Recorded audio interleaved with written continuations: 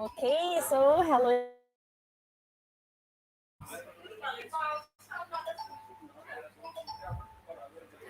everyone. Good morning, good afternoon, good evening.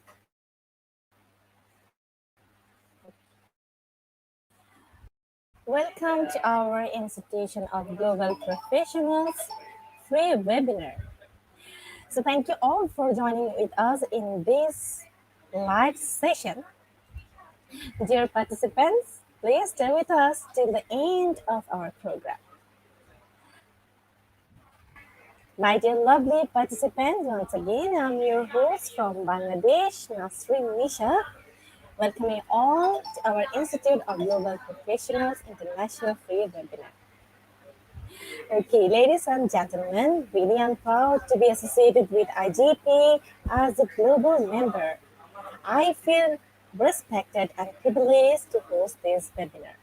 And it's my delight to welcome you all to our Institution of Global Professionals free webinar. I'm sure that you all will have many takeaways and payoffs from this webinar. So each time you can give a react and comment in our comment box also. Okay, yes. Dear participants, so let's learn together and grow together because we believe that power is gained by sharing knowledge, not holding it. So once again, thank you everyone for joining in this marvelous moment. Dear participants, okay, let's say our comment box. Okay, right now we have Ma'am Isaiah who are joined from YouTube. We have Sir Alex Xavier Alvarez. Okay, Ma'am Lily Beth. We have Ma'am Mary Annie, Ma'am Isaiah Kiandi from Kenya. Okay, we have Sir John Kinnett, Ma'am Angelita, Sir Joseph Nablus Placer, Ma'am Jenny Lynn, Sir Eke Adhikari, Ma'am Annie Dela Cruz. Okay, we have Ma'am Evelyn P. Perry. Okay, we have Sir Innocent Dajan, Sir Ellen Brutus. Okay, we have Ma'am Jenny Rose, Sir Napoleon Torsolino, Ma'am Janet. Thank you everyone for joining with us in this live session. So I'd like to request everyone, please share this in your timeline, Facebook groups, Instagram, Twitter, LinkedIn, and all the social media you're accessing. Yes, and don't forget to give a thumbs up to our Facebook official page and subscribe our YouTube channel. So we know that every day we have some new participants who have joined with us from different places, different time zones, and different nations.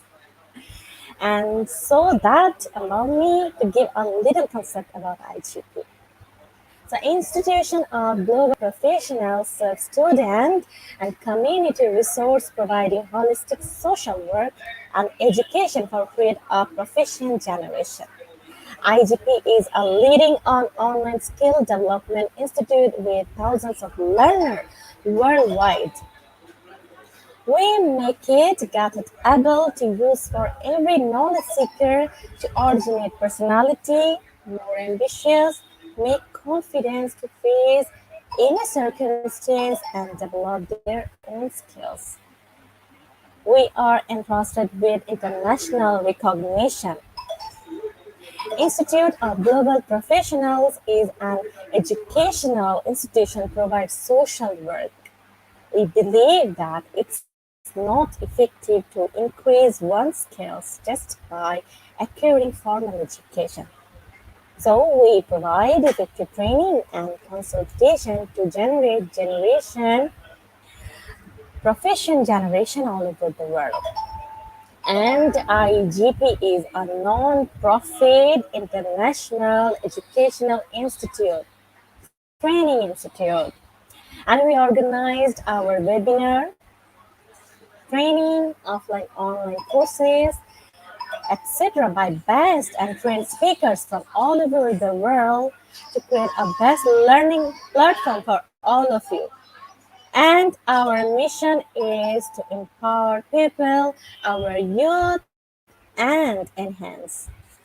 And dear participants, we have already completed our webinar number 614, and we have crossed thousands plus speakers in our platform.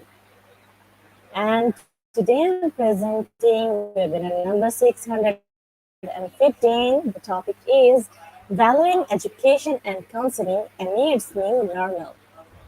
So, dear participants, get ready to learn with IGP. Okay, so let's welcome our honorable speakers from Philippines. Ma'am, Dr. Rizalina Neckpeel. Welcome, ma'am. Good afternoon. Yes, good afternoon. Hello, everyone. How are you, Yeah, ma'am? yeah, I'm okay. Quite nervous. So, Thank you, ma'am. Thank you so much for coming in. This- yeah, I think you're very excited to, to present your presentation with our yeah. Excited and at the same time nervous. So, shall I Okay, take? ma'am. So, Uh-huh. Sorry, the line is not very clear.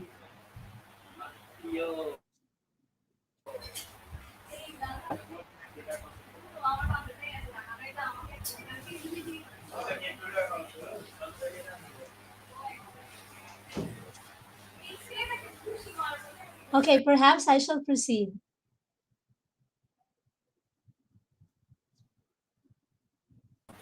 yes, ma'am. Hi, shall I proceed? Yes, ma'am. Of course. Yeah. Okay, once again, good afternoon, everyone. My name is Rizalina Arnakpil. I'm an elementary teacher of San Manuel Elementary School, who is the school focal person rather, in edukasyon sa pagpapakatao, or what others know as character education. I have been teaching for 10 years now, and I graduated in social science major in behavioral studies. And I am always fond of this major because, it has something to do with psychology, which really, really interests me. So before I further proceed, I would also like to take this opportunity to mention my schools division superintendent, Madam Dr. Maria Carmen Cuenco, even though she may or may not be watching. Thank you for your understanding, Madam. And also my education supervisor in edukasyon sa pagpapakatao, rather, as well, Ma'am Anita Domingo. My respects and love to you both. Of course, my fellow DepEd teachers and my church members, and to all other people from all over the world who are watching right now, good morning, good afternoon, good evening to everyone. So, as I will proceed, my topic is valuing education amidst new normal. Before I start my topic for today, I want to show you this window. In our homes we have different kinds of window, but for this, I would want to introduce you to what we call the Johari window. So, what is Johari window? Um, Johari window is uh, coined from the work of Joseph Luft and Harry Ingham, wherein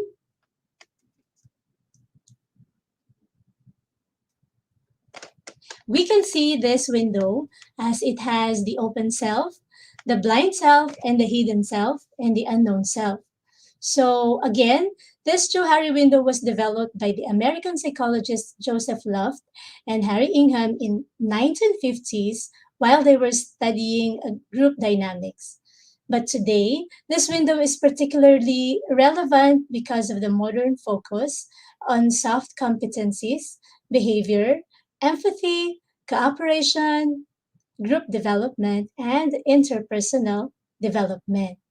So I find it to share as a motivation because we can see in this part, we have as I mentioned a while ago, we have the open self, the blind self, and the hidden self.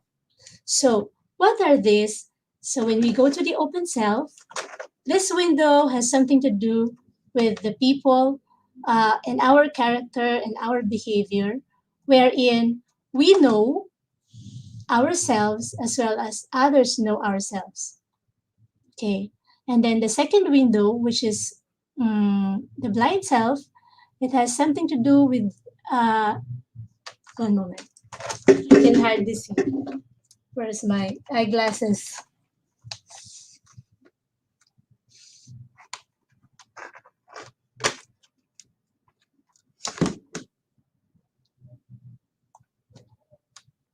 Okay. Anyway, so the blind self has something to do with the information that you don't know, but others know. And then the hidden self, these are the information about you that you know and others don't know. And also, if we can see here, the unknown self or the discovery part. This discovery part, we don't know or what are the characters that we have, and others also do not know. So I find this very good to share because, like here in the blind self, in this part, um, others don't know, you don't know, but others know rather. So sometimes in our lives, we know our character, we don't know our character, but others see us. So this is the part wherein counseling and guidance is very important and very vital in our life. Okay, so as I will proceed, okay, these are the objectives.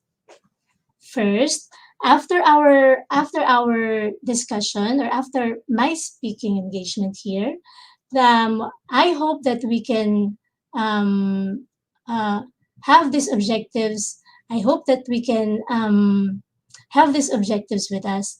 The first one is we reiterate the importance of education amidst pandemic and how education can shape the future of every individual.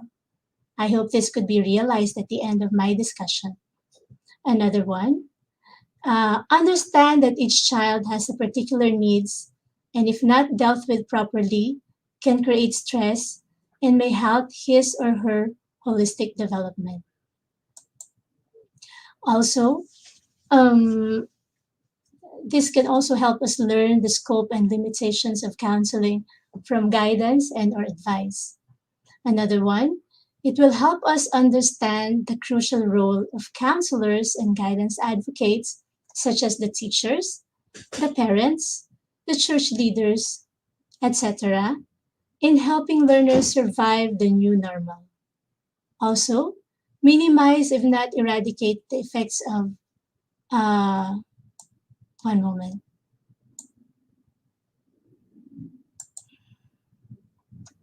the effects of,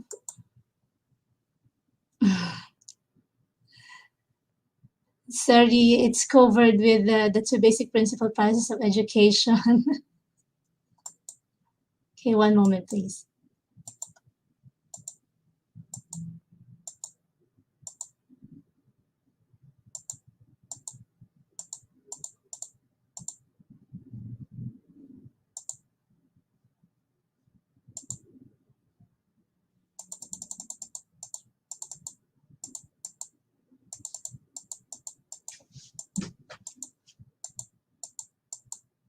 Okay, there you go. So it minimize, if not eradicate, the effects of, Madam, I cannot see the latter part of the slide. Can you help me with it?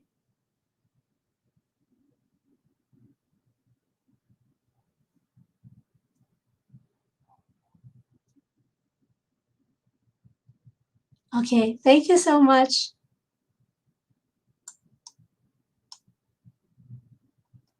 Okay, so minimize, if not eradicate, the effects of stress and prevent suicidal incidences. Okay, so with that, I'd like to emphasize also, firstly, the meaning of education to remind us what education is all about. Okay, education is the discipline that is concerned with methods of teaching and learning in schools, the environments as opposed to various non-formal and informal means of socialization. Also, the thought of as the transmission of values um, and uh, accumulated knowledge of a society. In this sense, it is equivalent to what social scientists terms as socialization or enculturization. It is designed also to guide in learning a culture, molding behavior in the ways of adulthood and directing towards the eventual role in our society. It is also the process where an individual acquires or imports basic knowledge to another, and it is also where a person develops skills essential to daily living, learns social norms, develops judgment and reasoning, and learns how to discern right from wrong. But the ultimate goal of education is to help an individual navigate life and contribute to society once they become older. So while we are young, we are studying, and when we become older, we get a job, and then we will give back our talents to the community as we become older. Now, let's try to take a look at the importance of education. I'm sure we know this, but let me remind you of them. So, first of all, um, education helps a person hone his or her communication skills by learning how to read, write, speak, and listen. That is why we as teachers, we always want our pupils or our learners to read well, because this is the fundamental to all the learnings. Then also it helps develop critical thinking. This is vital in teaching a person how to use logic when making decisions and interacting with people. If we know well, we can pretty decide well, as and also we can use our education in interaction with the people. We can communicate with them better. Another importance of education is that it helps an individual meet the basic job qualifications and makes them more likely to secure better jobs. It is true. That is why, as teachers, we always tell our learners to study hard, because when they study hard and they will get jobs, if they are learned, if they are educated, the opportunity to land on a high paying job is more likely than those who did not study. Also, it promotes gender equality and helps empower girls and women. When the women know their rights because of education, then we can have more self-esteem and fight for what we know is right, because we know that we can do a lot as compared, yeah, we can do a lot. Maybe we can do some things that the males cannot, and vice versa. And also, it reduces child mortality. If we know the pros and cons of having a lot of children um, because of education, if the country is educated with the importance of having children whom we can raise well, and if we know that we don't have the power to raise a lot of children, then we will only decide to have few children. So in this also, why it reduces child mortality, because of education. If they get sick, if the children get sick, we know how to deal with them, the medicine, what to do, so we can prevent the cases of diseases and something like that. Like now that we are in COVID-19 pandemic, if we are educated, the people who are educated will choose, or rather have chosen, or will choose, yeah, to get the vaccination, COVID-19 vaccine. But those who are not very well educated, they choose not to have the vaccine. So when they get sick, um, those who have vaccination are can uh, those who have vaccination, they can survive. Okay, survive more than those who do not have. Okay, let's go on. So we have the different types of education. We have the formal education, the informal education, and of course the non-formal education. Okay, so let's go first with the formal education. The formal education is a type that is typically conducted in a classroom setting in an academic institution. Yeah, we all know this. And as teachers, and having and being in the face to face and uh, with the students. So the type that we have is, of course, the formal education. So we also have the informal education.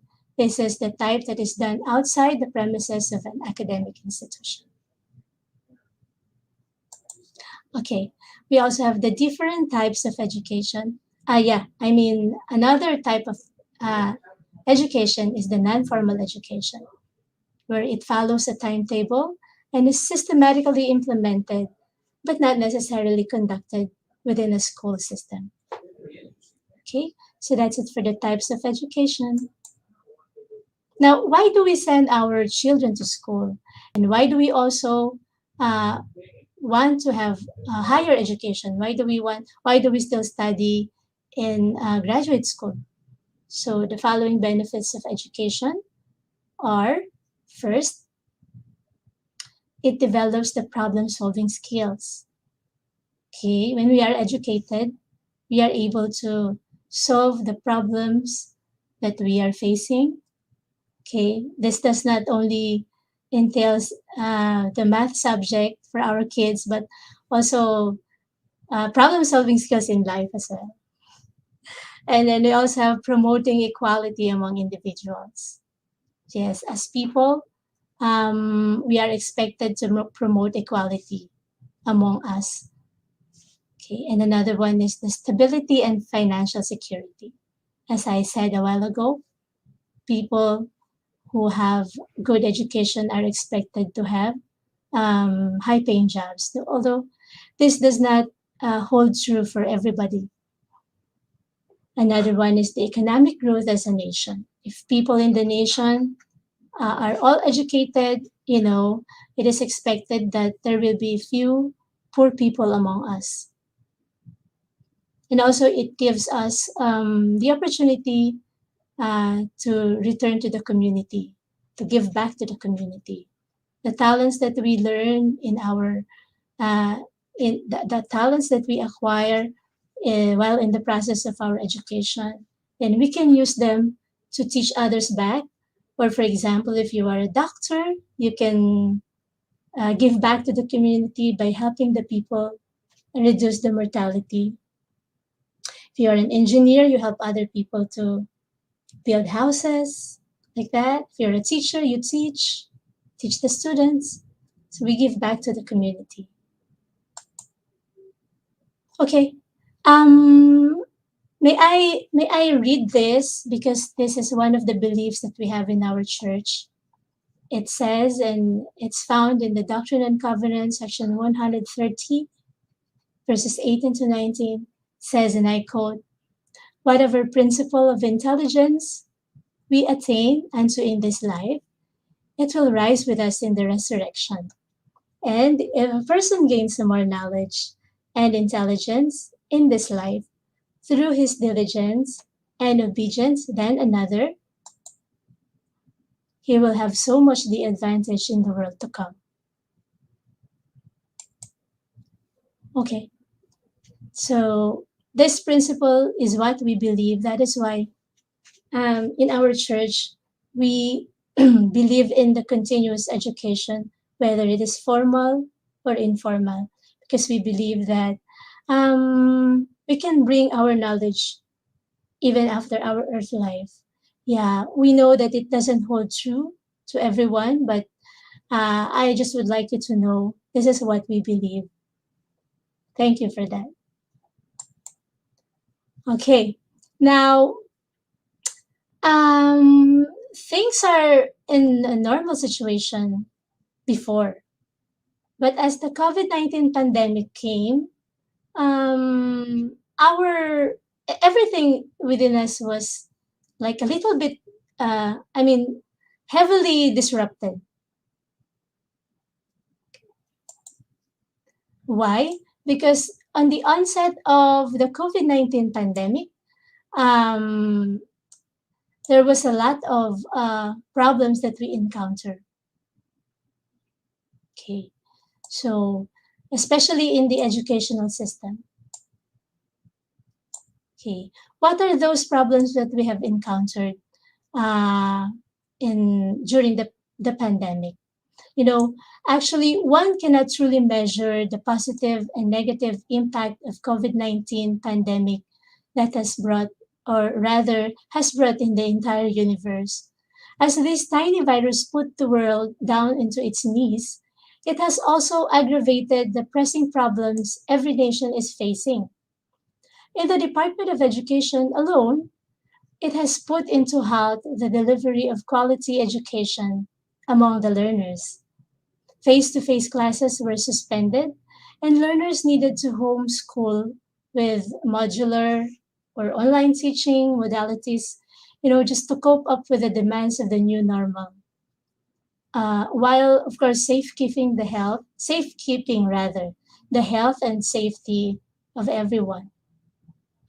As the parents assume responsibility in assisting their children to self paced learning, concerns on time, mistrust, discipline, lack of guidance, and other learning gaps continue to challenge the budding minds of our learners. Not only these learners suffer anxiety, but teachers as well. And maybe everybody, almost everybody, had this anxiety because we're adjusting. Okay. As teachers, I experienced this because of the bulk of work associated with the emergence of the unusual and surprising working environment. So that is why, yeah, the impact of COVID-19 in education is really great. It has created the largest disruption of education systems in human history. The transitioning from face to face learning to online learning is really a big challenge. Many students at home space have gone psychological and emotional distress and have been unable to uh, engage. Okay, anyway, okay, so they have distress. They feel distressed. They are not able to um, do their jobs or do their works normally, and then so it challenges the teaching and learning. Why? One reason is that the e-learning and accessibility. Okay, challenges with the e-learning, flexibility, learning pedagogy, lifelong learning, and educational policy, as Morgatrod in 2020 says. Some academically competent learners from economically disadvantaged background are unable to access and afford online learning. This holds true in the Philippines. Not all learners in the Philippines have access in the internet. So those who have access, they can have their own online classes, but to those who do not, well, it's one of their concerns.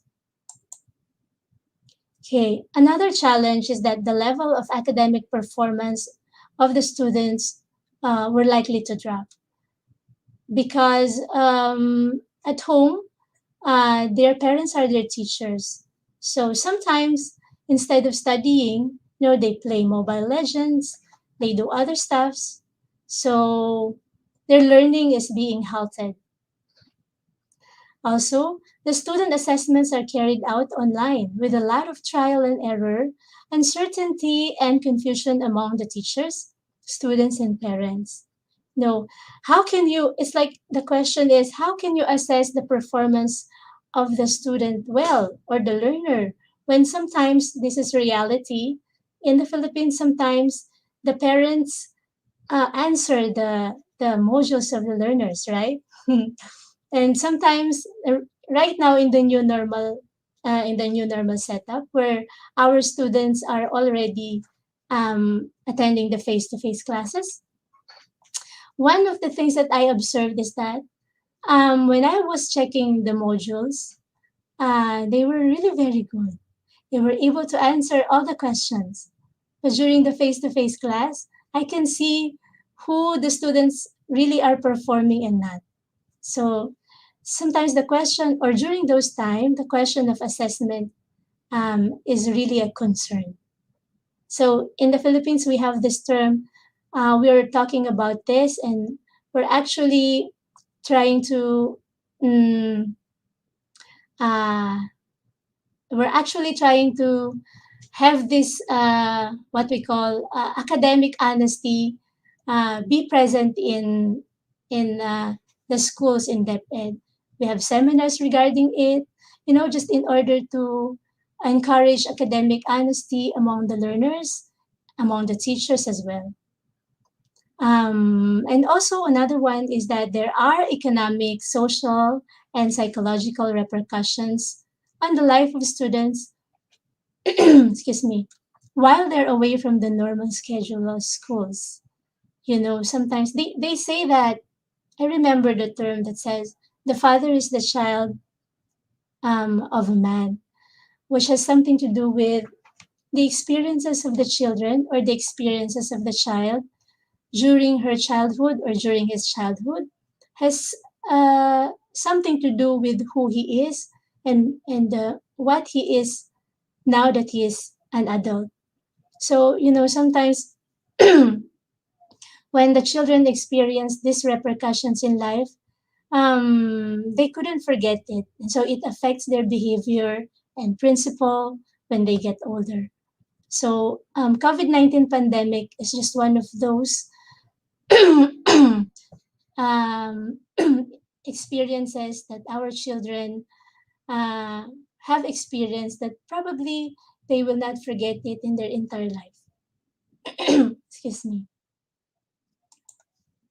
Okay, another challenge is that mm, increased and unstructured time spent online learning has exposed children to potentially harmful, violent content as well as greater risks of cyberbullying. Okay. During the modular time in the Philippines, a lot of the children were confined to the gadgets. So they usually spend more time in their gadgets rather than on studying. Not everyone, but there are students who are exposed to the cellular phones and gadgets. Okay, not all children have the necessary knowledge, skills, and resources to keep themselves safe online. You know, at this point, pornography is very easy for the children. Cyberbullying is so easy. Um, if our children are not educated enough, they will become victims of this, victims of addiction in gadgets, victims of addiction in pornography, in playing. That is why it is very important for them. It is very important for us, rather, to always look at their safety, give them advice, or give them counsel as well.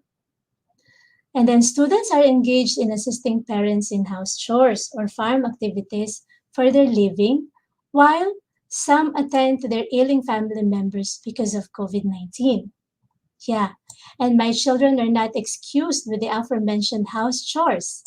Right, house chores and farm tasks, because even though they were uh, under the modular approach of learning, mm, Okay. They wake up at 6 o'clock to clean. They wake up at 6 o'clock to clean and sweep our backyard and feed our chickens and rabbits in the morning and do their laundry. Well, in the afternoon, they answer their modules, and at 3 o'clock or 4 o'clock, they go to the farm to shepherd our goats. Mm. So yeah, it's tasking for them. So without our guidance, the children, could really suffer stress and depression. Okay, now as a proof that these stress related activities or these stress related feelings are happening, um, okay, Tarlac City Schools Division, under the guidance, or rather a study conducted through our education supervisor in edukasyon sa pagpapakatao or character education. Okay? With her permission, thank you, ma'am, for allowing me to use this one. They had this study. The name of the study is the Tawag Kalinga Program, DepEd, Tarlac City Schools Division, and PGCA Tarlac Counseling Mission. So this is a study conducted among the high school students in Tarlac City Schools Division, where uh, there are 200 respondents. Of course, they get parents' waiver. Their parents allowed them. And among these 200 respondents, 96 learners in high school, um, they found out that they suffer stress-related concerns. Uh, Furthermore, 39 are categorized to have depression, and 32 were suffering anxiety reactions, and 40 are under stress. So this is just a proof that really stress, anxiety are happening or were happening. Okay, not just in the Tarlac City Schools Division, but in all parts of the world. Okay. Now, um, I really like this quotation. It says that emotional well being is just as important to us as breathing is. Yeah, I know everyone believes that. So, if our emotion is disturbed, then we cannot perform well. That is why it is very important for us to always manage our emotion so we can think, we can decide, we can perform well in everything that you do. So sometimes people say, "Oh, you're so emotional. You easily get, you're so sensitive. You easily uh, experience pain." You know, at times it's okay to feel those kinds of feelings, but the question is, how long were you suffering those kinds of feelings? How long were you? How long? How long are you allowing yourself to feel that? How long do you want to become unhappy? So if we are guided and if we have good advisors, if we have our family members who could give us good advice, then we can have the emotional feeling or emotional well-being that everyone wants to have. So yeah, emotional well-being is just as important to us as breathing. Now, in psychology, okay, I'd like to say this one. Remind us that psychology is a discipline that studies human behavior and mind. So it attempts to ask questions about the reason behind an individual's behavior and thinking. Two important concepts of psychology which people do not easily discern are, ma'am, can I read the others?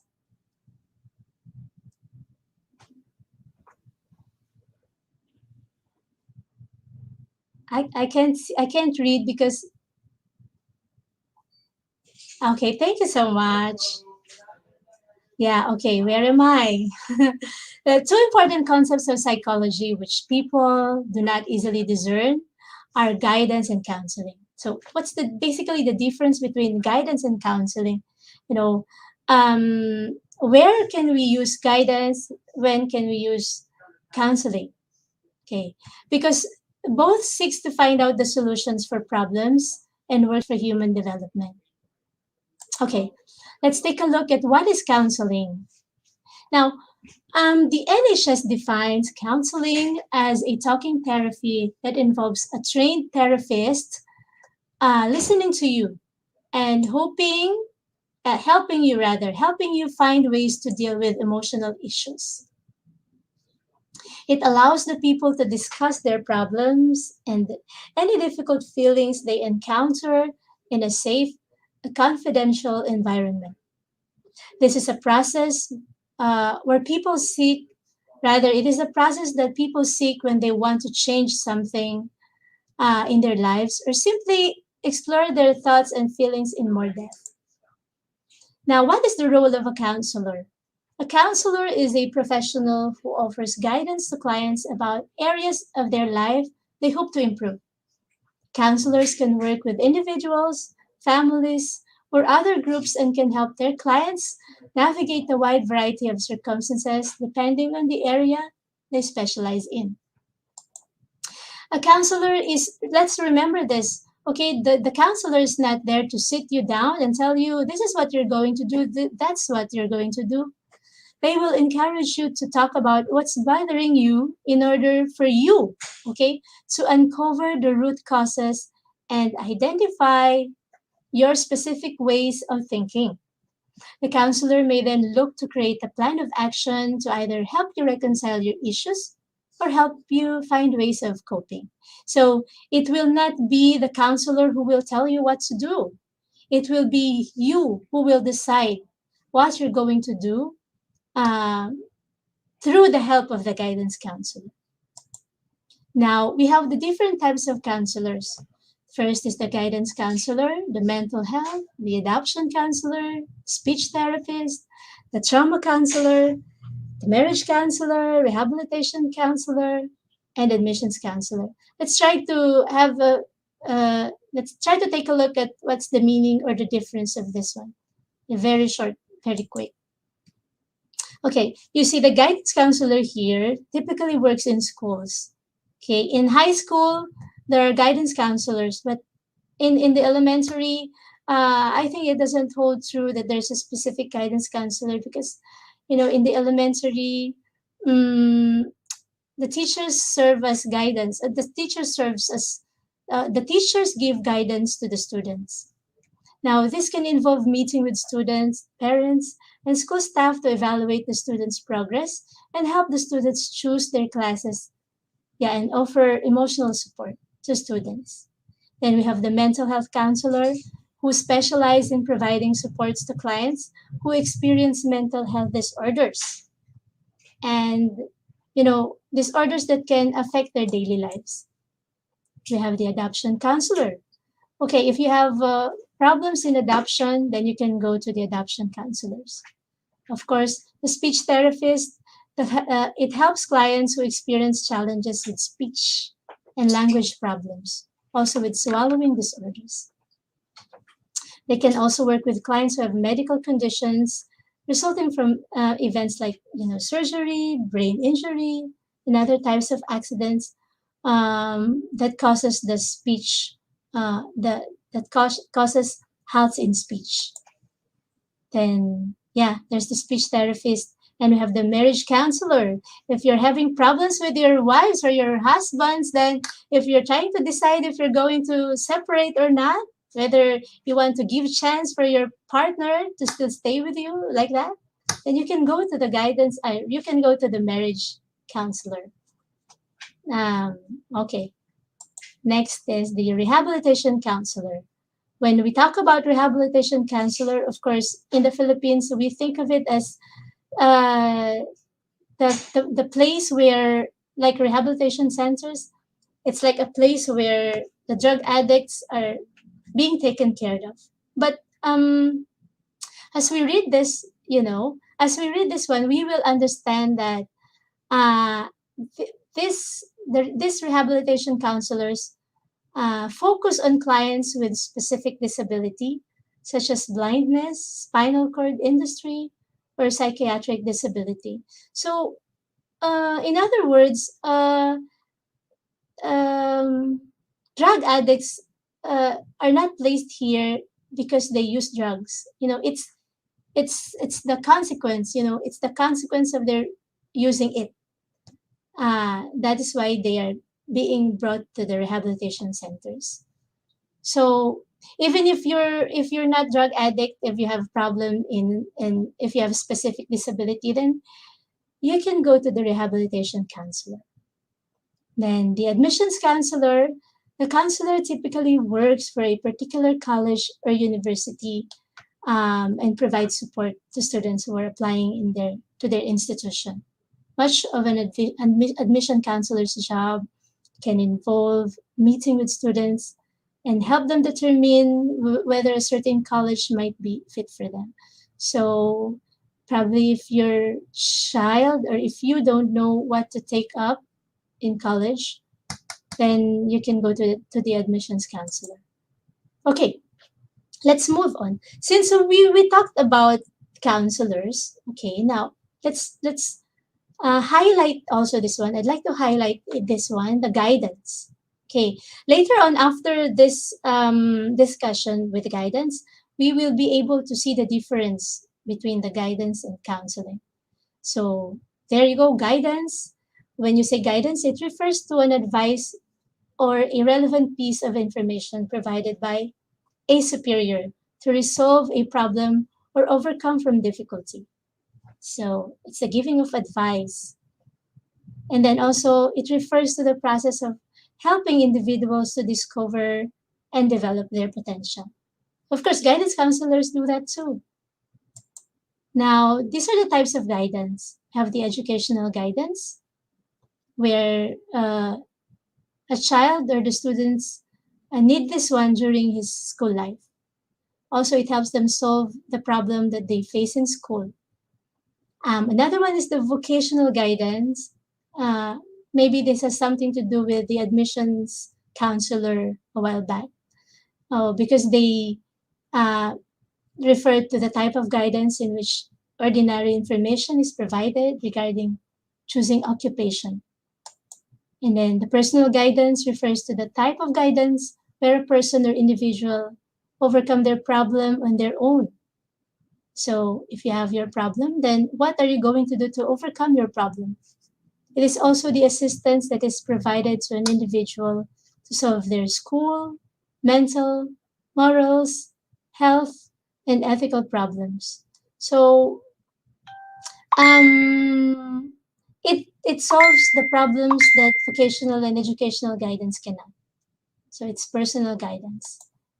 So here let's take a look at the difference between guidance and counseling.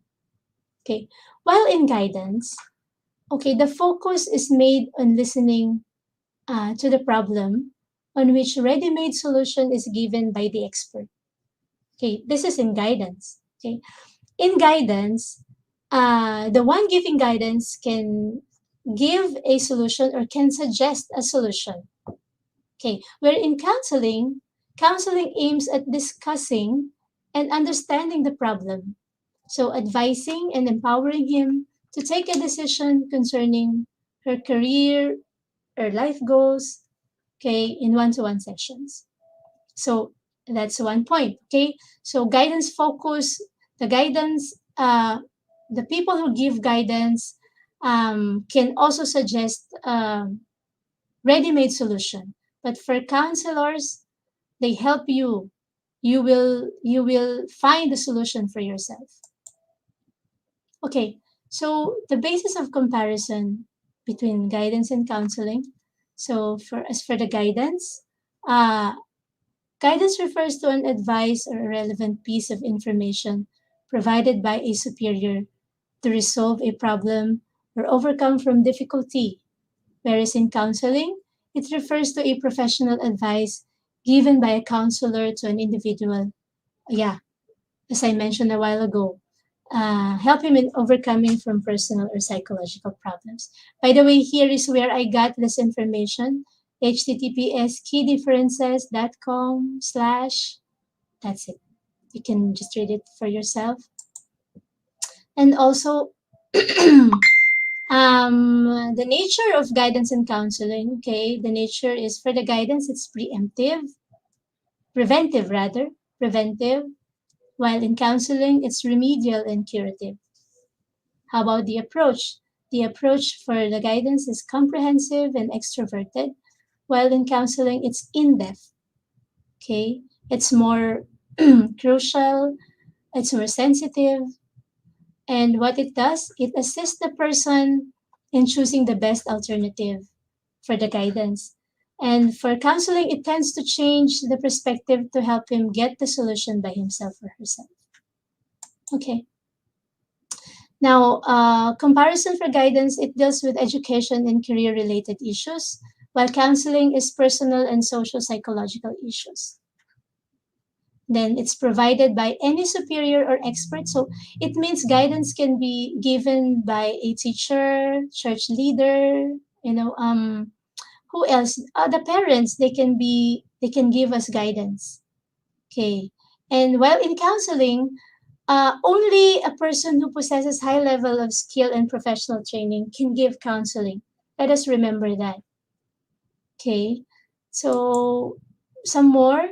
For the privacy, guidance is open and less private, while counseling is really confidential. Okay. And for guidance, you can give guidance one to one, man to man, or you can give guidance to many, okay, or to a group. But for counseling, it's always one to one. So yeah, the decision making is by guide. You can give solution, but the counseling always the decision making is by the client. Okay, so since we have limited time, um, I'll try to talk about some more very quickly. The need for counseling and for counseling and guidance. As I mentioned a while ago, the COVID-19 global pandemic has brought about many changes to our society. Yeah, okay. Due to the social isolation and adverse childhood experiences, there are concerns of suicidality, technology, addiction, and school safety as schools attempt to transist to a state of normalcy in the months to come. And this month is coming. As for the DepEd, we are already in the expanded face to face. And who knows what will happen next school year, whether we can have all the children at school or not. So, okay. It's also a part of adjustment for our children, this new normal. Okay, now who can give counsel? Yeah, okay, these are through already. Guidance counselors can give counsel. Counseling is professional by nature, so that's it. Not anyone can give counsel. Then who can give guidance? Okay, that's already through. And then, the need for guidance and counseling. Counselors provide information and support for the patients experiencing issues of depression. Okay, yeah, the pandemic has changed our world. Conditions of anxiety and depressions are here. This is from Gina Marie, a licensed mental health. Okay. And then what else? So the pandemic has reduced the stigma of needing or getting mental health support. As we all know in the United States, when you say counselor, there are plenty of counselors in the United States because guidance and counseling is pretty normal. But in the Philippines during those times, or even right now, if they know that you are seeing a psychologist, something like that, it's a taboo actually in the Philippines. They think that you're suffering from mental disorder. That's a taboo. But look at the United States, because they understand that each person has their own needs, each person have their different needs, and each person according to Johari Window, we do not know ourselves. There are some times that other people um, know the things about us, but we don't know about it. Other people think that we are good, but sometimes ourselves tell us that, oh, I'm not good at it. So sometimes we tell ourselves that we don't have this character, we have this character, but other people thinks of us as not. Okay, and yeah, another point in the Johari window is the discovery, the part wherein we continuously discover ourselves. And without the guidance and counseling, it will be difficult for us to really realize our potential. So, what are the things that we can do, and what are the things that we can achieve? If we believe ourselves, if we only believe ourselves. So, we can see that, as the saying goes, that no man is an island. I think this is really true, because if any man can be an island, then we don't need our family, we don't need our teachers, we don't need counselors. So I hope later in the Philippines, this taboo and stigma will, somehow, I hope that we could all realize that we need somebody, we need guidance. And so, yeah, why not? So guidance counselor will be a lot here in the Philippines. They can have, we can have a lot of guidance counselor, and yeah, they could raise more money with that. Okay, so as Whitlock says, the director of the Cornell Research Program, he says that in some ways, after the pandemic, there is now a lower bar for seeking help because of how much mental health is now talked about. So this means that, during the pandemic, yeah, there was an increase, a little increase of the realization among the people that really they need guidance, they need counseling. So the pandemic has been a reckoning for mental health discussions. According to David, is that David? Okay. The pandemic has been a reckoning for mental health discussions. The hopeful piece for me is it seems like we're at an inflection point, and all of a sudden, it's okay to talk about mental health. Yeah, right. So during the pandemic, it was like it's normal to talk about mental health. So it's true. We only need to realize that point, that we come to a certain point, that we need other people to guide us. Okay, so there you go. About to approach my concluding talk. So yes, since pandemic and the new normal has brought us so many issues, concerns, and mental confusion. One moment. Okay. Concerns and mental confusion in education, our learners need guidance in order to keep them on the right track. However, for those manifestations that are already uncontrollable by guidance and advice, these are the things that needs medical assistance. They need to go to they need to ask for professional help through the guidance and counselors. So I hope we are clear with that. There are things that guidance, that there are things, or there are problems that guidance can help. We can just ask for guidance from our friends, our parents, our church leaders. Okay, they can help us. But for behaviors that are uncontrollable, like for example, no matter what you do, it's difficult for you to resist playing mobile games like that. No matter what you do, it's pretty difficult for you to push off the suicidal thoughts. No matter what you do, no matter how you concentrate, no matter what people tell you, still you are confined to something, uh, some addiction that you have. Okay, no matter what you do, it's difficult for you to resist pornography like this. So you really need to seek professional help from the guidance and counselors. So, um, yeah, there are things that uh, guidance. I mean, those people who give guidance can help you through, and there are things that they cannot help you with. So you need to seek the guidance or professional help from the guidance counselors rather. So, our children, especially, we as adult needs guidance or counselors rather. What more among our children? What more about them? Okay. Now, I just would like to cite an example. Um, in our belief, we have this what we call every Monday we have this what we call family home evening in our church, wherein we sit together, we gather together as a family, ask how are you, how are you this week, what have been taking place about you, what are your what are the things that made you happy, what are the things that made you sad. We sit together, we sometimes we play games, we eat.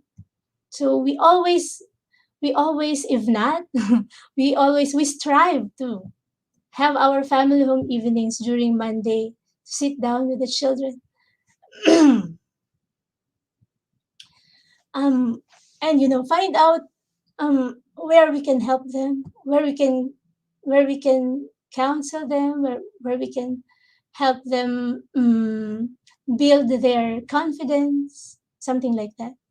So because we understand that these children really need guidance, so that they will they will live according to how we want them to be, so they can have a normal life. It is true, it is really true that life is not all beautiful. That is true. Life is not all beautiful even with our children. But let us always remember to allow our children to experience pain, to experience sorrow.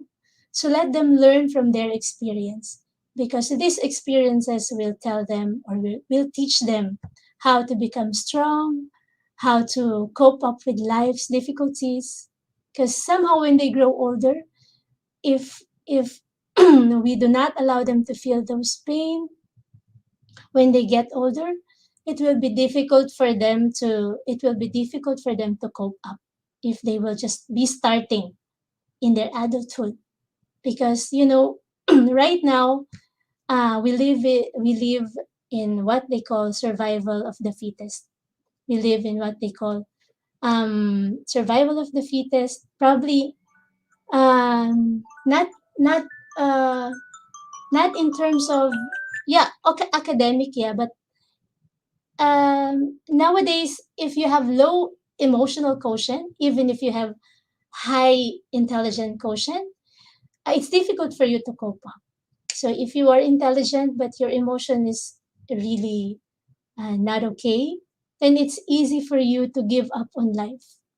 So let us teach our children to be strong, because in the near future it will be competition will be very tight. It's tight right now. It will get super tight during their time, during their adulthood. So that is why education, guidance, and counseling are really very vital in our lives nowadays. Okay, what else do I have here? So, we humans are resilient. We can learn to thrive in our new normal if we have the mindset and the resources we need to adapt. That's according to lisabets.com. And also, education is the bedrock of a brighter future and a just society. Therefore, it should not be compromised no matter what circumstances may challenge our learners. It can be the COVID-19 pandemic. Now we already have proven that even the COVID-19 pandemic cannot put us down. It may halt our progress, but eventually we will be able to rise above the blues. So here we are. We're now facing new normal. We're now in new normal and trying to regain what we have lost in the past. So, according to UN Secretary Antonio Guterres, we are in this together, and we will get through this together. Okay, so this is really, really the final part. So this, I like this picture. Some people like the goose, but this is a swan. I hope I got the right picture. Okay, this is a swan. Aside from the fact that swans are considered ugly during their baby times, their baby years, and as they get older, they become beautiful, they become pretty. Okay, there's something else with the swans that I really, really like most. What is that? What is that? So do you know that swans always fly in V shape? Hmm? Yeah. The swans, the goose, the geese, and other birds, other migratory birds fly in V shape. It's really interesting to me because we can learn a lot from that. There are five behaviors we can adopt from the swans or from the geese or from the migratory birds. Actually, this has something to do with leadership, but I want to relate it to my topic as the latter part or as the last part rather. So the first one, swans fly further together. So you will notice, or if you will want to notice, okay, these ones uh, fly further together, and yeah, they are in V shape. Okay, and then also number two, swans support each other when times are tough. Okay, one moment.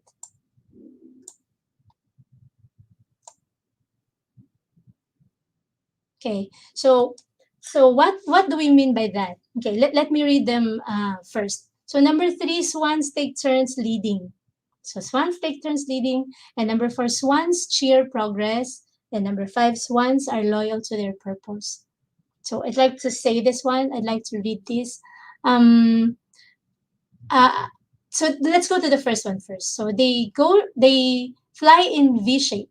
Okay, it's not just they allow each other to see something other than the back of the bird in front of them, but each bird, as it flaps its wings, is creating lift for their fellow birds. Okay, they allow them to fly further with less effort. So when a swan falls out of the formation, what do these swans do? They quickly realize that it take a lot more energy to try to fly alone. Very quickly, they move back into formation and work as part of the group again. So, as guidance counselors or as the people, as experts giving guidance, um, uh, flying together can give us lesser effort. Okay, so if we are together in this advocacy, if we are together in this, we will be able to help our children, to help our friends, to help those in need of support with each other. So sometimes our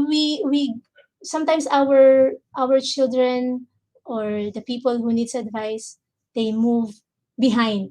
No, but as soon as they realize that, they will go back in shape. They will go back to the flock. Okay, so number two, the swans support each other when times are tough. That's true. And as guidance counselors and as people who give advice, we should be together also. No, so how do these swans manifest that? So when a swan falls, two of the birds will go down to assist the one who fell or who falls or who fell rather.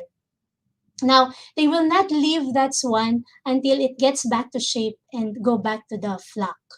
So I hope we are like that. So we do not leave them unless we feel that they're okay. We have to be with them. We have to guide them until they get back to shape.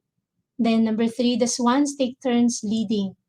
Okay, what do we mean by that? So depending on who is available and who can reach out to our ailing learners or to the people who needs our advice, mm, um, there is often one person who will take the role to guide by the virtue of personality or position. As the people who give guidance or counseling rather, we need to take turns in nurturing our learners and emphasize their talents and skills. Doing this will ensure rather that no single person takes all the hard work. And yeah, so that's it. Then the fourth one is swan sheer progress. What do we mean by that? So the swans can be heard honking loudly while they fly. Okay, do you know while they honk, honk, honk, honk? So, scientists speculate that this honking is a way to communicate and encourage the flock on their long flights. So we need this encouragement, we need this communication, Okay, the geese behind honk at the ones in front to encourage them to, okay, some more, okay, fly higher. You can do that. Okay, you can do greater things. You're okay, you're very good. You just need to believe in yourself. So communication and feedback is very important in either counseling or guidance.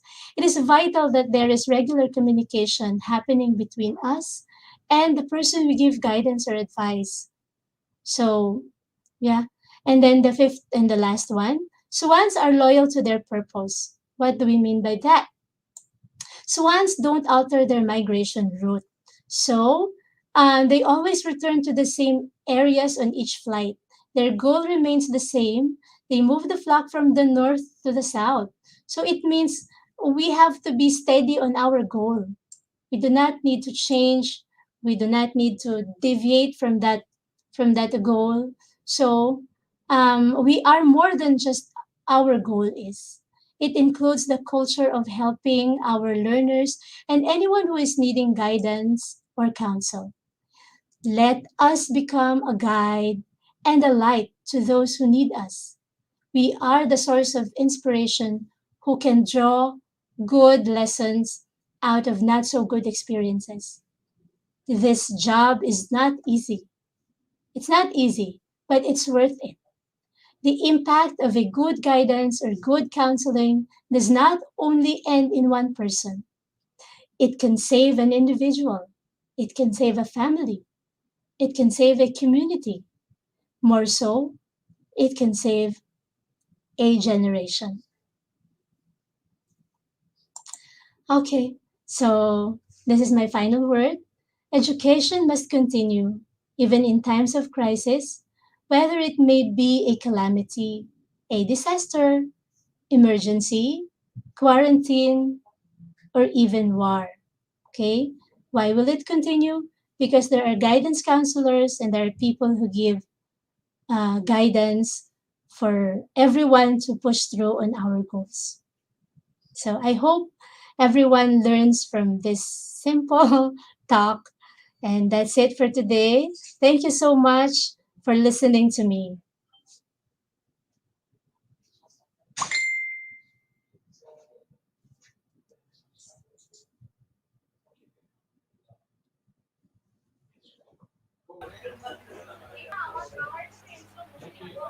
Bye bye.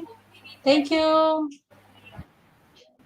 Thank you so much, ma'am. Thank you for sharing your valuable presentation with our participants. And especially, I like the last slide that you said about the swan flocks and that message that I think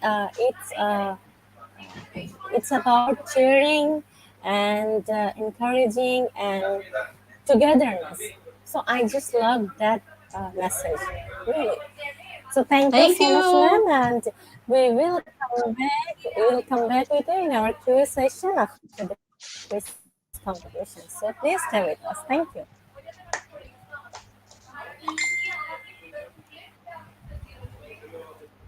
Okay, so dear participants, it's time for quiz. So before starting the quiz session, don't forget to tag, share, and mention your friends in our comment box. And give a thumbs up to our webinar and comment in our comment box. So after this short video, we'll come back in our quiz session. And after the quiz, we go to our Q&A with our honorable speaker.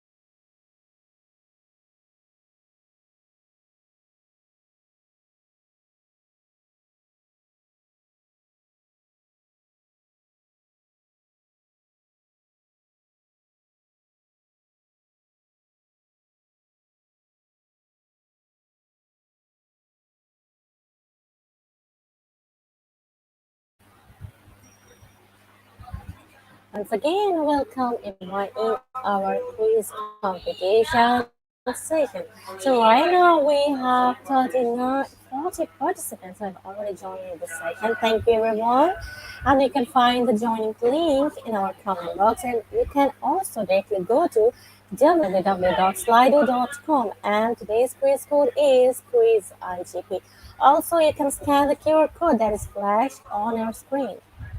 So dear participants, put your full name before joining because it will be printed in the winner certificates.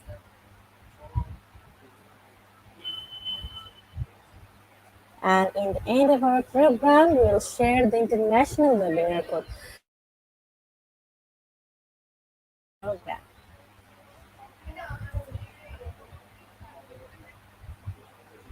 And we have right now 55 participants who have joined in this session.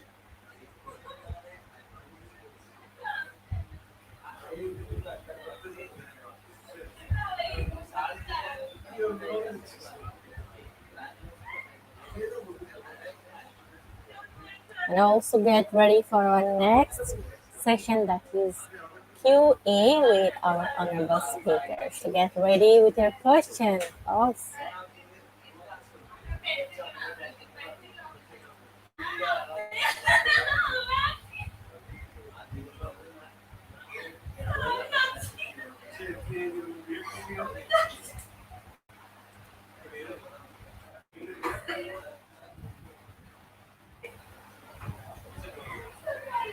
And please note that there is no relation between the quiz completion certificates and international webinar certificates. So both are different.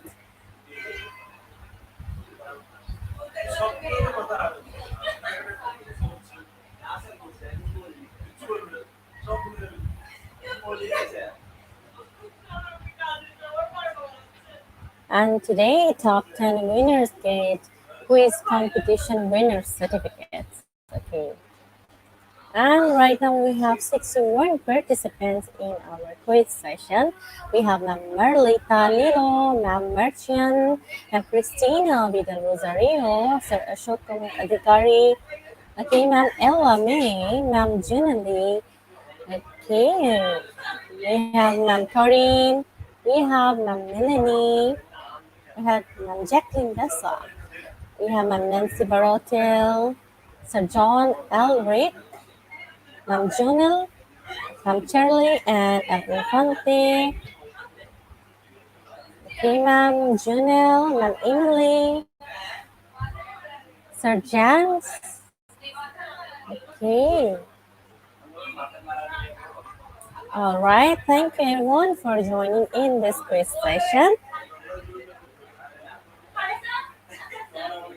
And we will learn with fun in this quiz competition.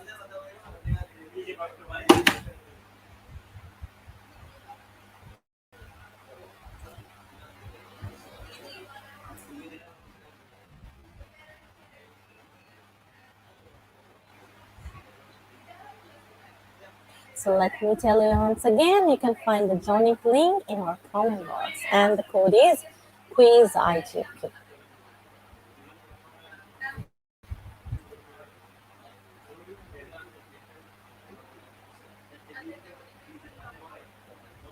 And I would like to thank once again to all of our participants, all the learners, all the teachers. Thank you.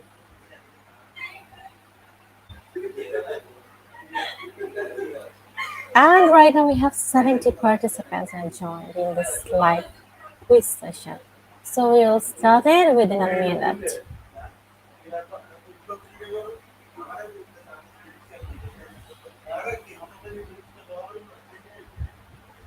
Okay.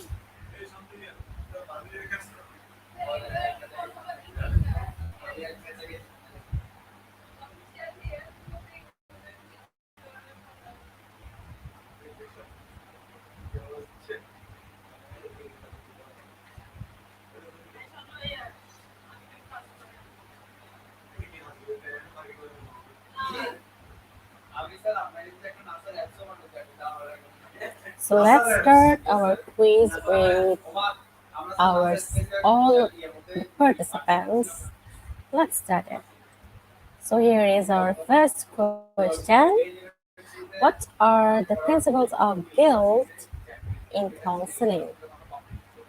Option number one, attempt to relieve families or be overprotective.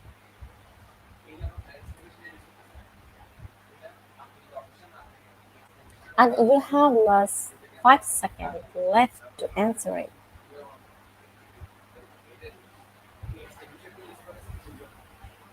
Okay, so 23% chose be overprotective and 77% chose attempt to relieve families. So let's see the correct answer. So the right answer is option number one, that is attempt to relieve families, and 77% of our participants are correct. Let's see our leaderboard. Okay, in this first round, we have Ma'am Gemeline V. Rivera leading on top, following Sir Joseph Nevelos Placer, Ma'am Charlene Kalahamaguchi, Ma'am Chick Midori, and Sir Nicodemus Miro. So congratulations, those answered correctly. Moving to next question, question number 2. Health education about a disease before it happens. So is this primary prevention or secondary prevention? You have to choose one option, primary prevention or secondary prevention. So the time is up. The right answer is option number one, and 99% of our participants answered correctly. Only 1% choose the wrong answer. Okay, so let's see our leaderboard. And in this round, we have Sir Joseph Nevelos Placer leading on top, following Nam Chick Midori, following Nam Charlene Kalahamaguchi, and we have Nam Gemeline de Rivera, and finally Sir Alex Javier Alvarez. So congratulations to our 99% participants who answered correctly. So let's see the next question, question number 3.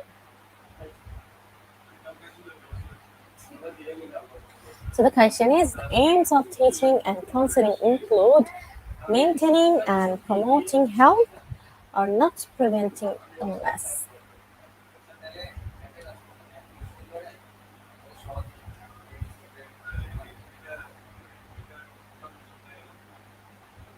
Let's see the right answer. So the correct answer is option number one, that is maintaining and promoting health, and all of our participants answered correctly. So congratulations everyone. Here is our leaderboard. We have Ma'am Jigmi Dori leading on top in this round. Following Ma'am Charlene Kalahamaguchi, we have Ma'am Gemeline B. Rivera, and we have Sir Alex Javier Alvarez, and finally Ma'am Leah Fatima. So they are top 5 in our leaderboard. Okay, moving to next question, question number 4. What is LSUA's counseling services located? Okay, LSUAS. So health center or division of student engagement above the bookstore.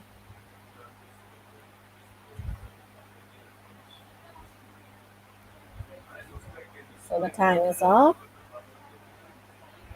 And 32% choose second option, that is division of student engagement above the bookstore, and 68% chose health center. Let's see the right answer.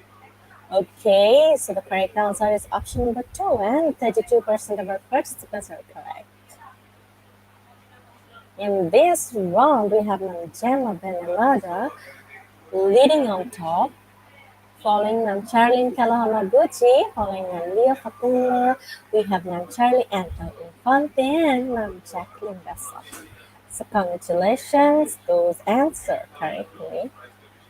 Everyone, let's see the next question, question number 5. And we have 20 seconds for each of the question. It's true false, and you have 20 seconds. So the question is effective domain includes receiving, responding, valuing, organizing, and characterizing. So is this true or false?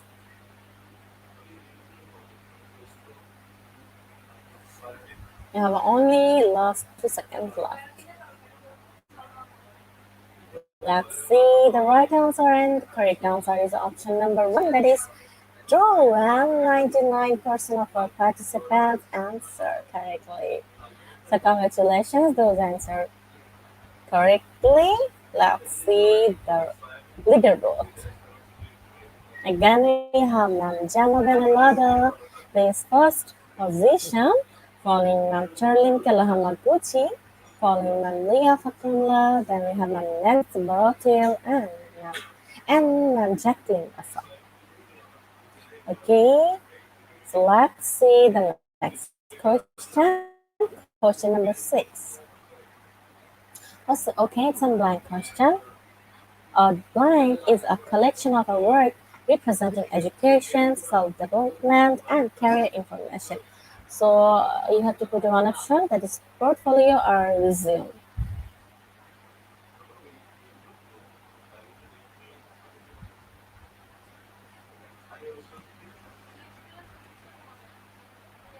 Let's see the right answer. And the correct answer is option number 1, that is portfolio, and 68% of our participants answered correctly. Now here in our leaderboard, here is again Manjana Benalava leading on top, following on Charlie Kalahamaguchi, following on Mia Sapula. We have Charlie and El Infante and Jacqueline Asa. So congratulations again.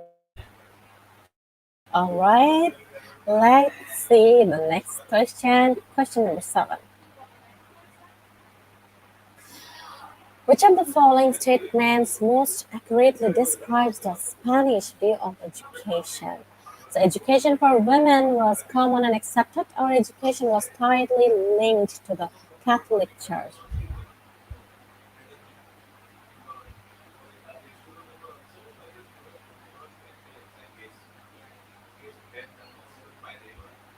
So let's see the correct answer.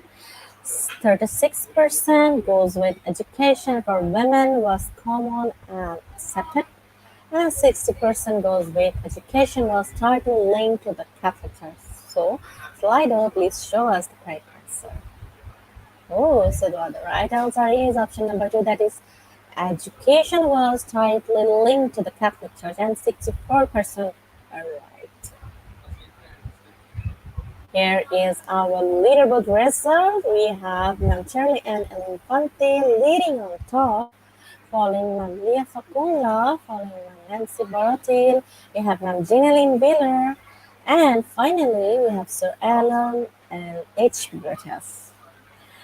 So we are moving to next question. Question number 8.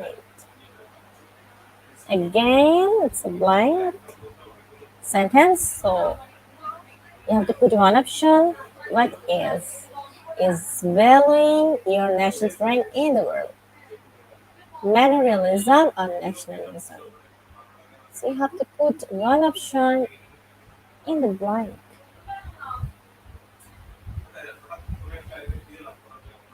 So the right answer is nationalism, and 88% of our participants chose the correct answer.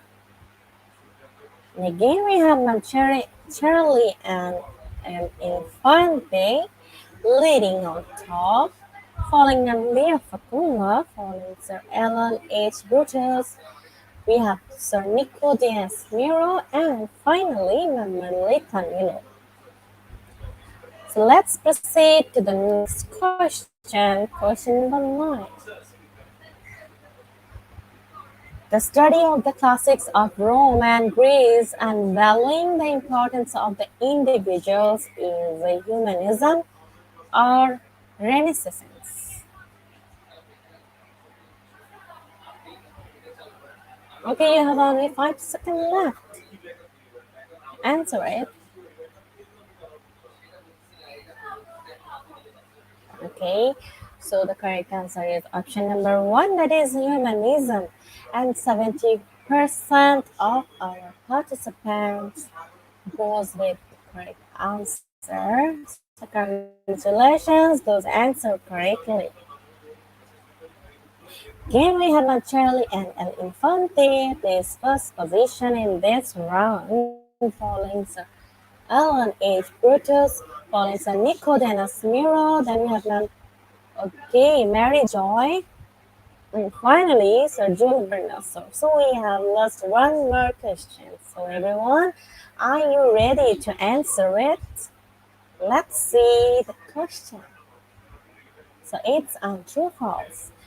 Purpose of education, achieve optimal levels of health. So is this true or false?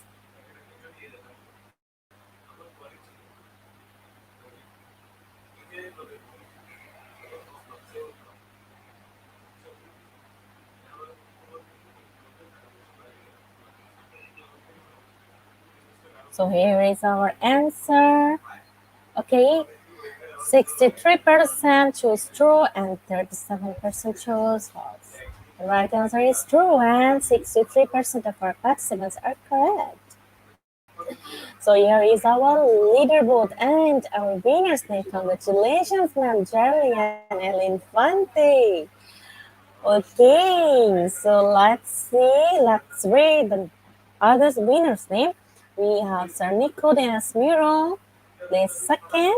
We have Ma'am Jeneline Wheeler, place third. Sir Jules Bernosor, place fourth. Ma'am Mary Joy, place fifth. Let's see the next name. We have Ma'am Christina Jamaica, place six. Ma'am Jacqueline Bessa, place seven. Ma'am Emily and Refugio, place eight. Ma'am Gemma Benelada, place nine. And finally, last but not the least, that is Ma'am Leah Fakunla, place 10. So congratulations to our top 10 winners. Congratulations again to our top 10 quiz winners, and we will share your winner certificates in our Facebook official page after the program. So, dear participants, don't forget to tag, share, and mention your friends in our comment box. And get ready for our next session, that is Q&A with our honorable speaker. And get ready with your answer. And before asking question, please address our speaker's name. Okay. So after this short video, we will come back with our honorable speakers. So everyone, get ready.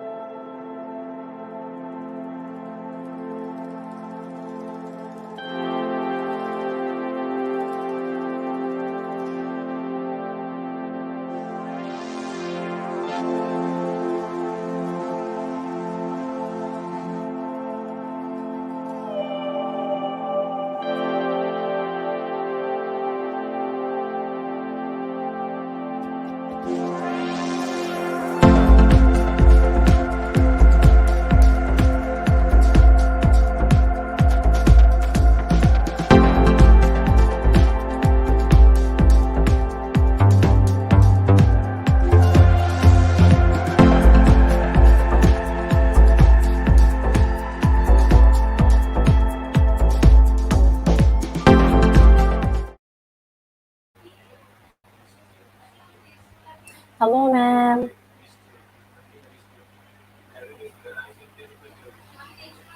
Good afternoon, ma'am. Welcome in our Q&A session. Okay, so dear Hello. participants, please write down your question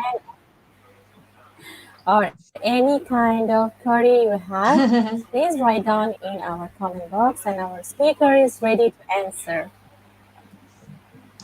Please don't give me difficult questions.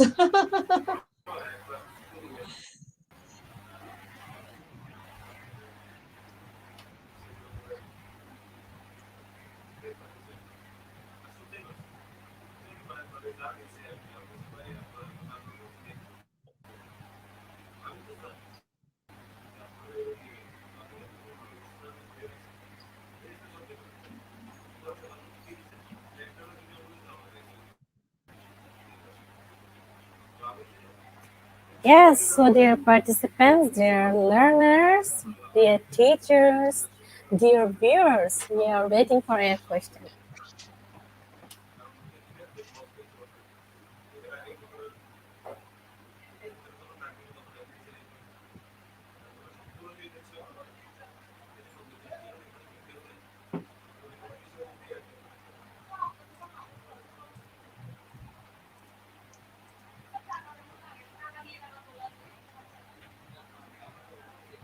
Okay, so here is our first question. It's from Ma'am Jacqueline Bessa. Hi, ma'am. What are the psychological effects of COVID-19 on children? Thank you. Yeah. Hello, can you hear me? Am I loud and clear?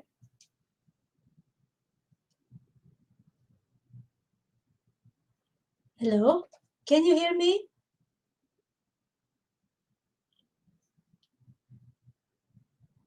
Hello? Yes, ma'am. Okay. Okay. So as I mentioned a while ago, the psychological effects in children are basically the stress-related experiences. We also have the anxiety, and yeah, some are even having trauma. You know, sometimes when they, like for example, mm, a case or an experience of my children, sometimes they complain to me, it's very difficult, mother, it's very difficult. Why do you make us work while we are having modules? You know, this is particularly in the Philippines, okay? So the children are having hard time answering the modules if they're answering the modules by themselves, especially if they have a lot of work to do at home, or they don't have the parents who let them answer the modules. Okay, so these are basically the problems that I experience with my children as the psychological uh, problems that they had experienced during those times when we were all confined in our homes due to COVID-19 pandemic. So during this cases or during this situation, I think these are the very best times where the children really needs guidance. So we can help them, like probably we can help them um, in their time management. Like for example, we give them advice on when is the right time to, for example, to do this task, to do this work, and then also um, let them realize that uh, most of their time are being consumed by, if not doing the house chores, they are consumed by watching or playing games in the mobile phones. So sometimes when you tell them to don't use your gadget like this, so it also creates stress on their part because they're used to using gadget. So it's more of us. It's more of us. It's more of us parents. It's more of the teachers who can tell them or who can direct them on what to do during these times of stress, anxiety, and you know um, irregularities or confusion among themselves. Thank you for the question. I hope I answered it right.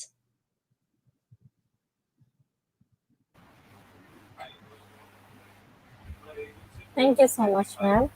So we have our next question from Mary Jane Manuel Paz. So in relation to that question about anxiety, is there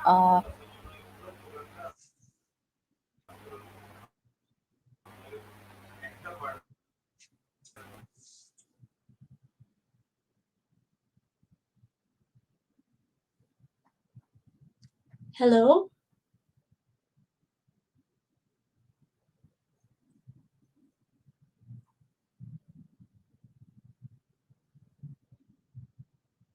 Hello?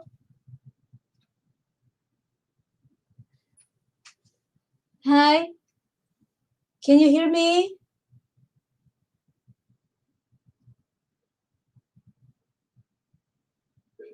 So if I understand it pretty well, the question Yes, I is, can hear you, ma'am. okay, if I So understand the it pretty well,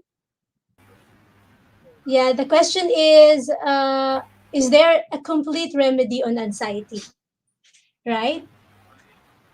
Okay. So if you can hear me, I think I will answer to that because the line is not clear. But so anxiety is like a period. It's like a women's period. You know, it comes, it sometimes it doesn't only come monthly. It comes even if it's not pandemic, it comes and it attacks us. Anxiety is a pretty normal feeling, especially when we have a lot of we have a lot of things to do, if we are bombarded with so many confusions. Um, Anxiety is pretty normal for us to feel. So I think we can only lessen the effects of anxiety, but we cannot completely remove anxiety in our system. It's just a matter of how do you manage yourself and how do you release, how do you release the stress that is associated with anxiety. So some people try to listen to music, to release the stress, to release the anxiety. I, for one, when I have a lot of things to do, like for example, if I'm bombarded with a lot of work, what I do is while I work, I listen to music. So somehow it releases the anxiety within me, and I try to look at the brighter side of every situation because I am a person full of anxiety. It's like sometimes I get the feeling that I don't perform well or I'm not the person that I want to be. As simple as that, you can feel anxiety. You know, we have I remember Simon Freud's ego and super ego. Okay. Now, when you say id is the part of us that really likes to, you want to do something and you do it. That's your id. That's what you need. That's what you want.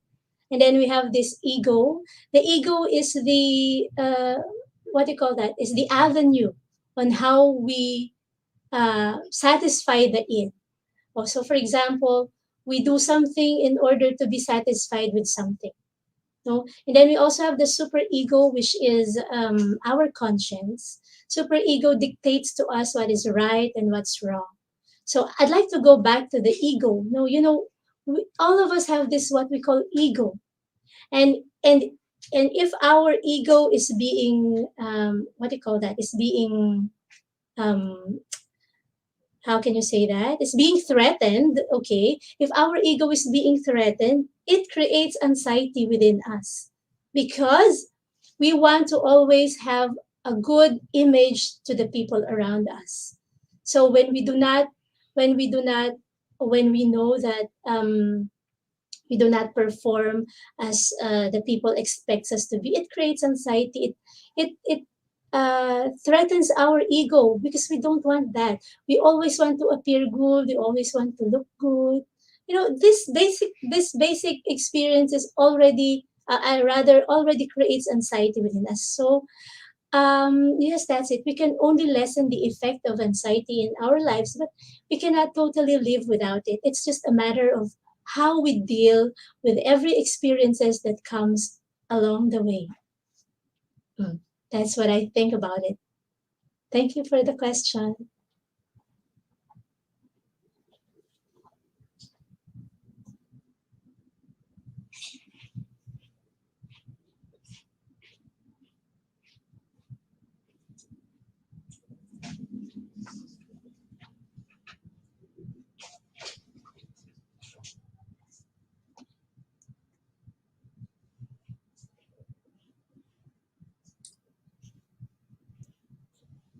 Hello, I can't hear you.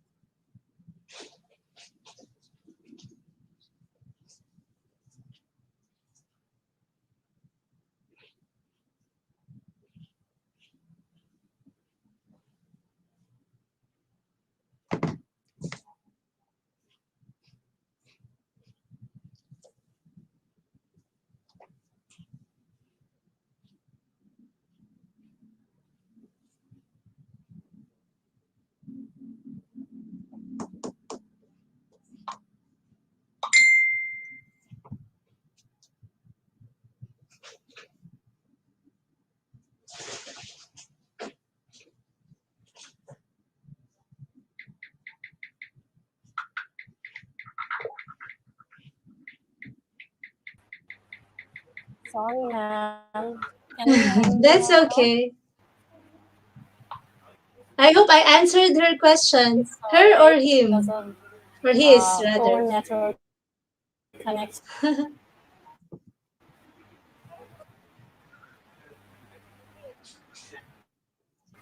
Let me see the question.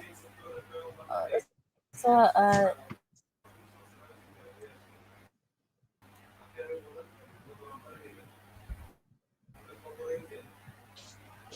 isn't it, ma'am?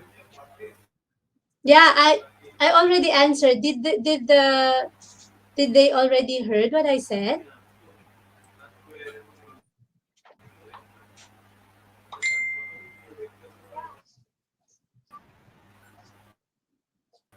Ma'am, the question is from Sir, ma'am, Easy.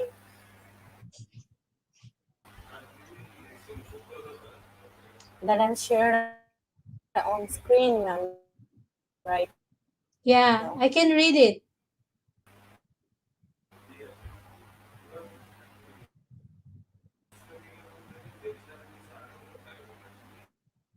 Do you want me to read it? So, may I proceed to the next question, ma'am? Yeah, okay. If they're okay with the answer, then we can go to the next question. No, ma'am. I'm just asking that. Do you answer it? Do you answer it? So the No, question is from next question is from Manuela Rodriguez Simbulas.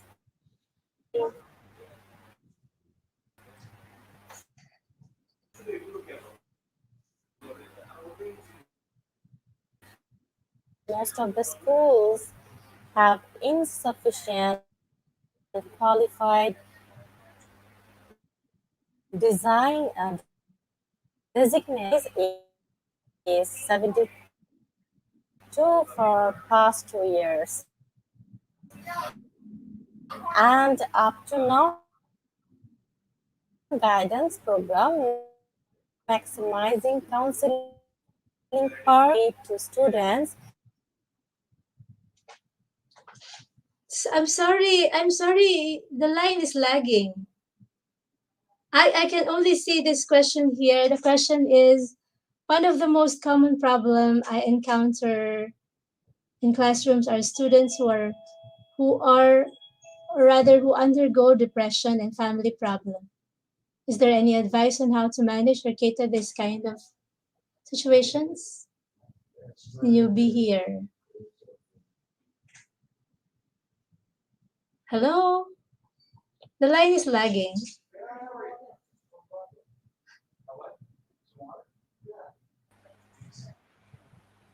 I'm really hoping, I'm really Yeah, sorry. I can't understand. I'm sorry, I can't understand what you're saying.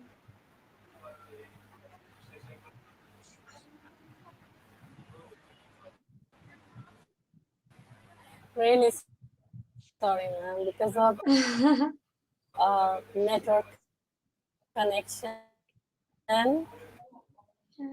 There's a question on this screen. It says one of the most common problem I encounter in classroom is this the okay. Poor network connection. That's why I was disconnected. Okay, so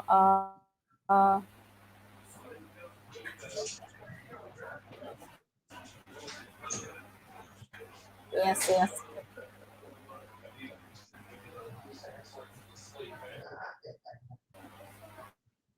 So here's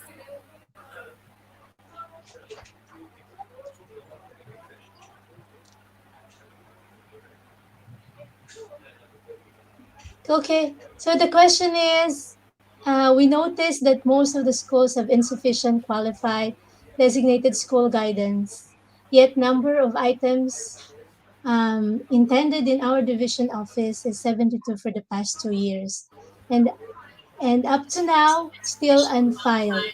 Then we new homeroom guidance program maximizing counseling per class. How can counseling be addressed properly to students, of students' concern is being managed by teacher guidance only.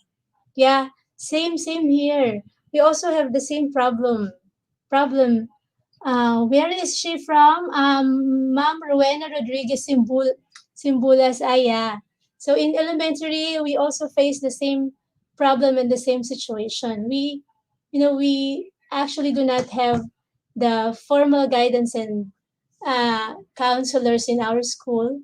I think they're only present in high schools. No, well, we cannot even force our we cannot even force them to give us the designated guidance counselor. So, well, as advisors, I think we can just concentrate on the things that we can do for our learners. What are the things that we may do in order for them to at least have some advice? Mm, we hold the key for this for quite for now. We are the ones who are responsible for them. So if we do our best for the students, uh, one thing I think that can help us as teachers is to go home visitation. I think this home visitation could help us a lot because we believe that I for one in our church, okay, allow me to say this, but in our church we also have this kinds of uh, what's that of schooling. We call it the seminary classes, wherein they also give us training on how to teach, how to deliver lessons to the children. One of our training is that we believe that in order for the students to teach them well, we have to know them first. So, which means that if we know our students well, uh, we can cater to them, we can teach them, we can give enough advice, we can give good advice, we can guide them in accordance to their needs. So I think that's it. Okay, so we probably as much as we can do is to find out the needs of our learners, find out where we can help them. But in order to do that, we must know them well, we must know them and their family background in order to maximize the help that we can give them. So I think that's the best and the least thing that we can do while we are waiting for the guidance counselors, if they can give us for that. So yeah, all we can do is to give them the best advice according to their needs. Thank you.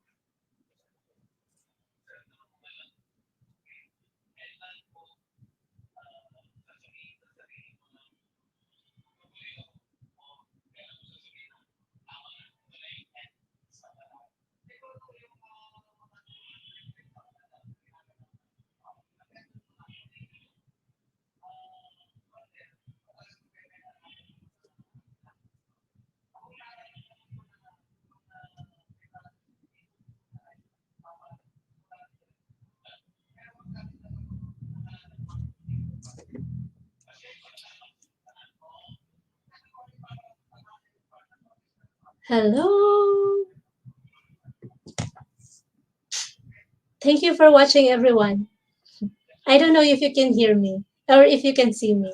I, who's having the problem? My connection or their connection?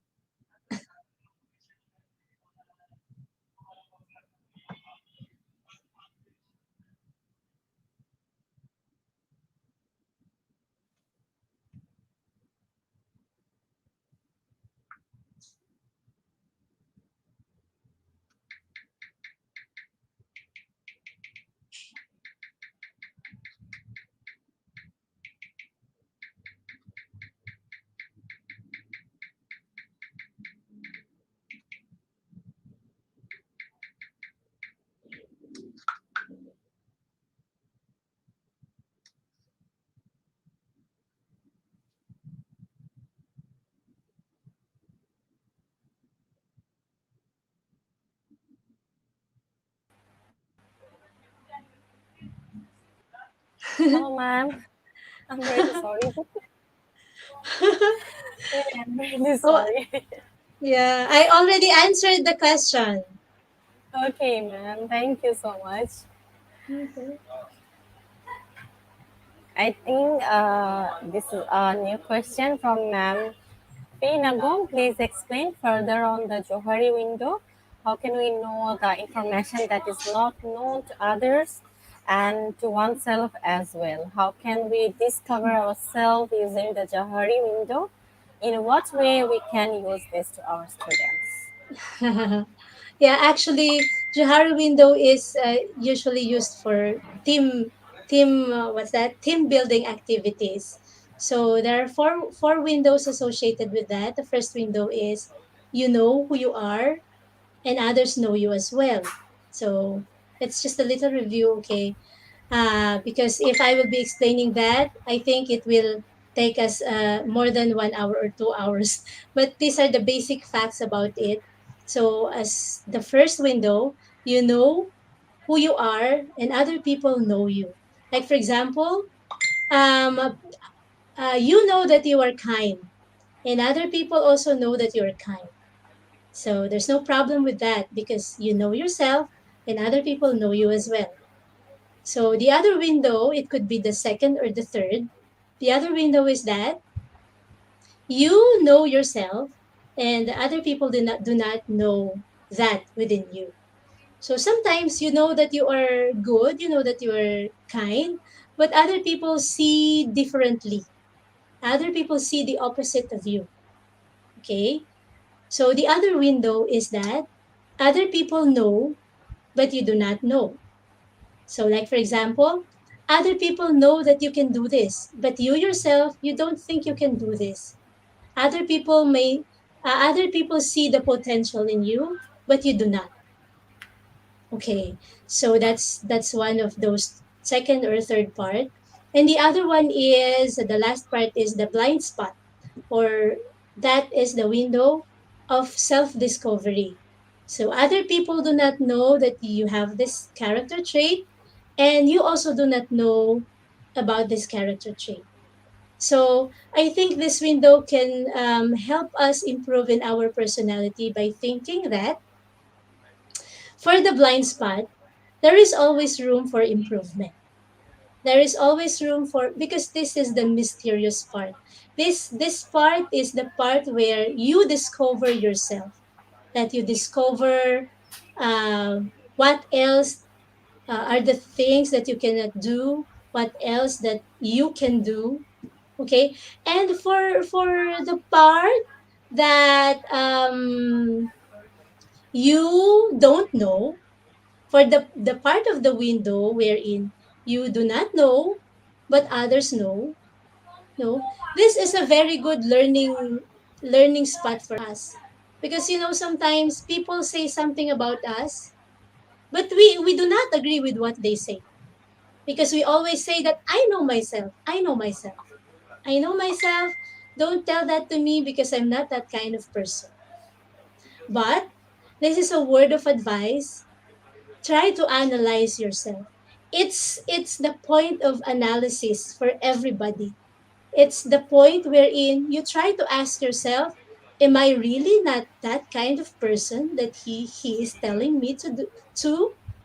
So this is a point of introspection about your personality.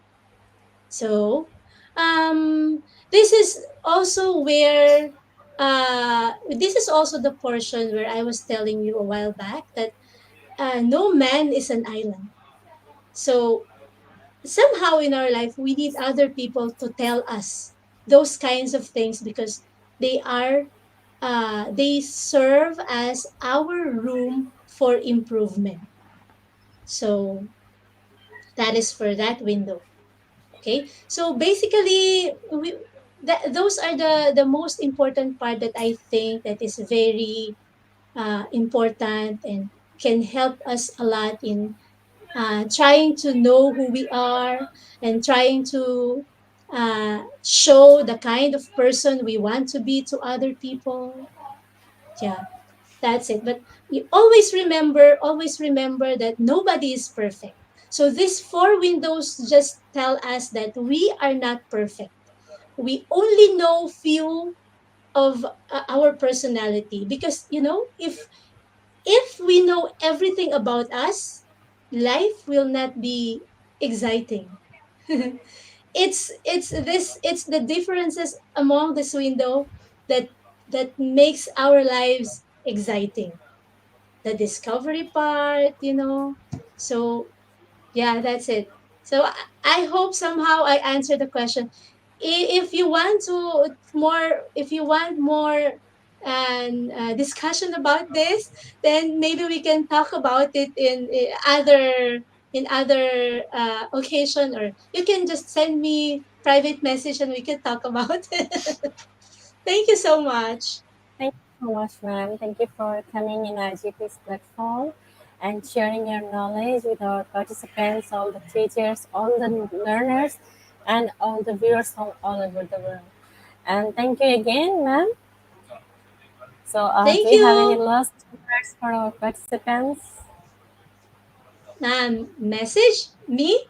Yes, Okay. yes, ma'am. Yeah, okay. All I can say is that, life is beautiful. Take the most out of it. Do not, it's okay to cry. Okay, it's okay to cry. But always remember that there's always a brighter side of whatever reason why you cried. And always remember that there are people around who can help you. There are people around who can guide you. Do not think that you can do it alone. Okay, you always have to seek for guidance, counseling. Okay, so that your lives can be directed. It's just an acceptance. You have to accept the fact. You have to accept the fact that you need other people, okay, for you to move on in the next level of your life. That's it. Thank you so much. Thank you, and I absolutely agree with you that you said we are not perfect, but I think that we can make ourselves better, our personality better by learning, and that you said we have so many person around us that they can help us, so we should not get down. So thank you again, ma'am. Thank you so much. Welcome. Thank you for this opportunity. Thank you, ma'am. Have a great day. So, dear participants, we are moving to our certification process. Okay, so here it is. The program name is Valuing Education and Counseling Amidst New Normal, and the code is IGP 1615. Let me tell you once again, the code is IGP 1615, and without this code, no one is eligible for certificates. And with code, you can claim your certificates anytime, or you can visit our website. Our website address is www.eduigp.com. So go and visit our website and collect your certificates. And don't forget to celebrate with IGP. So once again, dear participants, thank you again for joining in our live session. And thank you for your attachment, the way you respond, the way you cooperate. And we hope that you all will remain with us in this long journey. Okay, so I'm inviting all of you to our tonight webinar, so don't miss it. And dear participants, dear quiz winners, you'll get your quiz winner certificates from our Facebook official page after the program ends. We'll post it after 15 minutes later. So thank you again. And that I always said, and I would like to say, I'd love to share with you that this is from Sir Albert Einstein quotes. Once you stop learning, you start dying. Okay, so never stop learning. Let's learn with IGP. So stay with us, stay with IGP. So thank you again. I'm Nasrin Nisha from Bangladesh signing off right now. Thank you again. Thank you.